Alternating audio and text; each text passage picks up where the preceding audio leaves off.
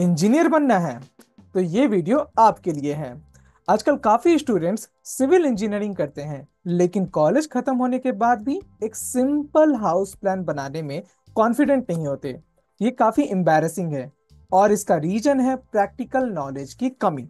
लेकिन टेंशन मत लो, मैं लेकर आया हूं एक ऐसा कोर्स जो आपको बिल्डिंग प्लानिंग के हर एक माइन्यूट डिटेल सिखाएगा। इस कोर्स के बाद आप सिर्फ एक अच्छे इंजीनियर नहीं बल्कि एक कॉन्फिडेंट और स्किल्ड प्रोफेशनल बनोगे। प्रॉब्लम क्या है कि कॉलेज करिकुलम में थ्योरी पर ज्यादा फोकस होता है और प्रैक्टिकल एक्सपोजर की कमी होती है। इसी वजह से जब फ्रेशर्स जॉब मार्केट में जाते हैं तो उन्हें बेसिक टास्क करने में भी स्ट्रगल होती है।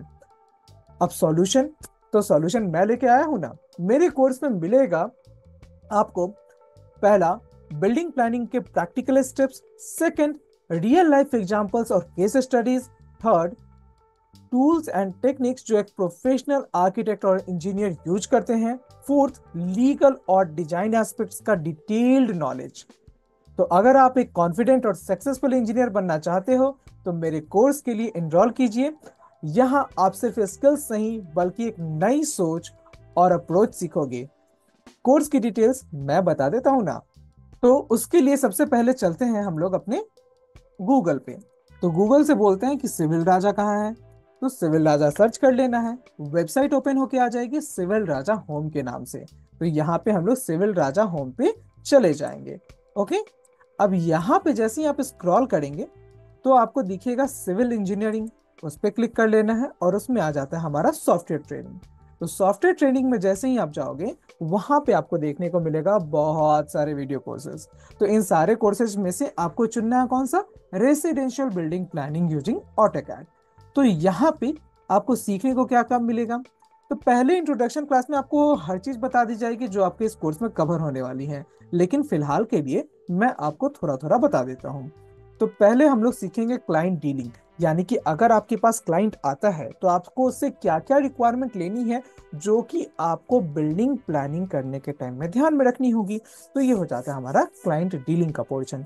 देन आ जाता है हमारा एरिया कैलकुलेशन। क्लाइंट बोलेगा कि अरे हम लोग को ना यहाँ पे 3 BHK बना दो, अरे हम लोग को यहाँ 2 BHK बना दो, लेकिन क्या उसका जो एरिया है उसमें 2 BHK पॉसिबल है, 3 BHK पॉसिबल है। तो ये सारी चीजें हम लोग सीखते हैं एरिया कैलकुलेशन में। तो उसके लिए मैं आपको 5-6 एग्जांपल दूंगा जहां पे आपको एरिया कैलकुलेट करके दिखाऊंगा जो कि आप रिलेट करोगे कि हाँ भाई इतने एरिया में ये सारा चीज पॉसिबल हो पाता है या नहीं हो पाता है। तो मोस्टली जो थंब रूल है उसके हिसाब से हमारा एरिया कैलकुलेट हो जाता है। देन हम लोग समझेंगे बिल्डिंग कंपोनेंट्स के बारे में। क्या होता है ना कि हम लोग प्लानिंग बना देते हैं और उसके बाद क्लाइंट बोलते हैं अरे इसमें ये चीज तो है ही नहीं।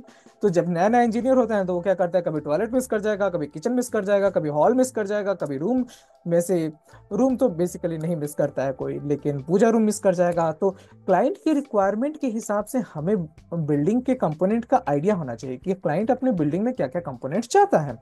तो बिल्डिंग कंपोनेंट होते क्या क्या है वो सारा चीज हम लोग को पता होना चाहिए। देन आते हैं हम लोग हर एक रूम की प्लानिंग पर।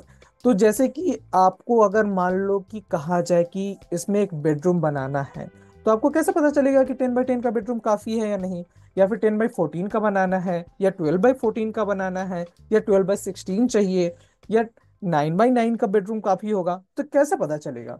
तो उसके लिए आपको हर एक एरिया की प्लानिंग करनी होती है, प्लानिंग को समझना होता है। उसके बाद जैसे ही आप प्रो लेवल पे चले जाओगे तो वहां पे तो आप इजीली प्लान कर पाओगे, लेकिन इनिशियल स्टेजेस पे आपको समझना होता है कि किस तरीके से प्लानिंग करनी होती है। तो हम लोग पहले सीखेंगे मास्टर बेडरूम की प्लानिंग, फिर जाएंगे डाइनिंग एरिया पे, सब जाएंगे ड्राइंग रूम पे, फिर गेस्ट रूम, किचन, स्टेयरकेस। तो ये सारा कुछ प्लान करते करते हम लोग को एक चीज और ध्यान में आएगा कि अरे भाई कुछ कुछ क्लाइंट कहते हैं कि वास्तु के हिसाब से प्लान कर दो। तो वास्तु का नॉलेज होना जरूरी है। तो उसके लिए हम लोग पढ़ेंगे वास्तुशास्त्र के बारे में और जानेंगे कि हमारे लिए वास्तुशास्त्र में क्या क्या चीजें ध्यान रखनी जरूरी है।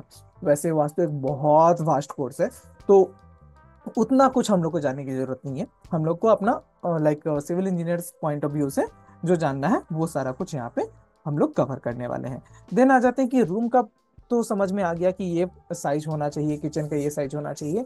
अब इसको एक पर्टिकुलर एरिया में फिट कैसे करते हैं तो उसके बारे में हम लोग सीखेंगे कंसेप्चुअल प्लानिंग के टॉपिक में। देन आ जाता है कि अरे चलो भाई हमने पेपर पे तो कंसेप्चुअल प्लान बना लिया, लेकिन अब इसको किस तरीके से हम ऑटोकैड में बनाने वाले हैं। तो ऑटोकैड तो पहले से सीख के आना। अगर नहीं सीखे हो तो मैं उसके बाद एक कोर्स दिखा दूंगा जहाँ पे आप आराम से सीख सकते हो। और अगर बेसिक बेसिक पता है या फिर कॉलेज में थोड़ा बहुत भी सीखा है तो उतना काम चल जाएगा इस कोर्स के लिए। तो वहां पे हम लोग फिर चलेंगे ऑटोकैड में, और वहां पे प्लान को ड्राफ्ट करेंगे। ड्राफ्ट करने का मतलब तो आपको पता ही होगा, इंजीनियर हो, ड्राइंग और ड्राफ्टिंग में डिफरेंस तो पता ही होगा। उसके बाद हम लोग चलते हैं planning and drafting of staircase में। तो स्टेयर केस भी अच्छे से हम लोग को समझना होता है, वहाँ पे किस किस टाइप के स्टेयर केस हो सकते हैं। उन सारी चीज़ों के बारे में नॉलेज लेते हुए आगे बढ़ेंगे और एक ग्राउंड फ्लोर को प्लान कर डालेंगे। तो यानी कि वीडियो 16 आते आते आप ग्राउंड फ्लोर प्लान में टच कर जाओगे। देन आ जाता है आपका फर्स्ट फ्लोर का प्लानिंग, जो कि ग्राउंड फ्लोर से काफ़ी ईजी हो जाता है क्योंकि स्पेस मोस्टली तो क्लियर हो जाता है। देन आ जाते हैं हम लोग को किस तरीके से विंडो को प्लेस करना है, कॉलम कहाँ प्लेस किया जाएगा, डोर्स कैसे प्लेस होंगे, बीम कॉलम लेआउट किस तरीके से बनाया जाता है। फिर उसके बाद डायमेंशंस कैसे मार्क किए जाते हैं, क्योंकि आप अगर नक्शा बना के दे दोगे तो उससे आइडिया लग जाएगा लोगों को कि हाँ भाई ऐसा नक्शा होने वाला है। लेकिन अगर डायमेंशंस नहीं रहे तो वो जो नक्शा है या फिर जो प्लान है वो ग्राउंड पे एग्जीक्यूट नहीं हो पाएगा। तो हम लोग को क्या करना है कि बहुत अच्छी तरीके से वहां पे डायमेंशंस को मार्क कर देना है, उसमें हर एक टेक्स्ट को मार्क कर देना है। और उसके बाद हम लोग देखेंगे कि वाई क्यू आर्ट्स की हेल्प से किस तरीके से फर्नीचर लेआउट कर सकते हैं। फर्नीचर लेआउट आपका बेसिक तरीके से भी सिखाया जाएगा, और वाई क्यू आर्ट्स से भी सीखना चाहते हैं तो वो भी सिखाया जाएगा। उसके बाद आ जाते हैं हम लोग सबमिशन ड्राइंग में।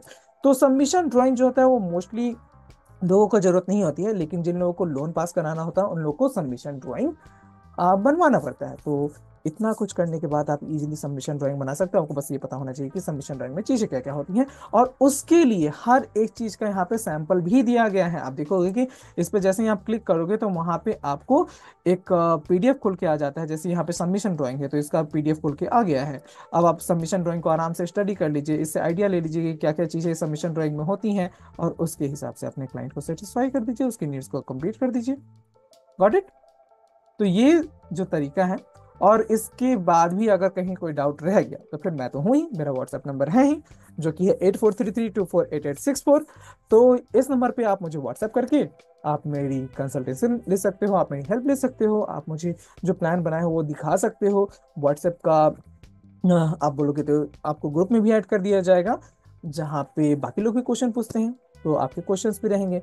तो उन सारी चीजों को सीखते सीखते हम लोग फाइनली एक ऐसे इंजीनियर तो बन ही जाएंगे जो बिल्डिंग का नक्शा बहुत अच्छे से बना सकता है।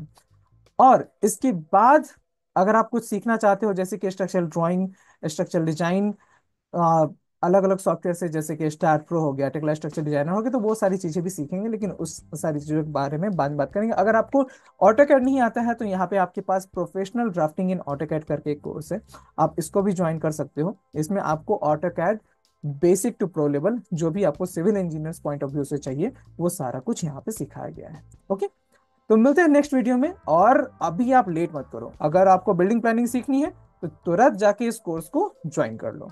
Okay guys, see you in the next video. Thank you.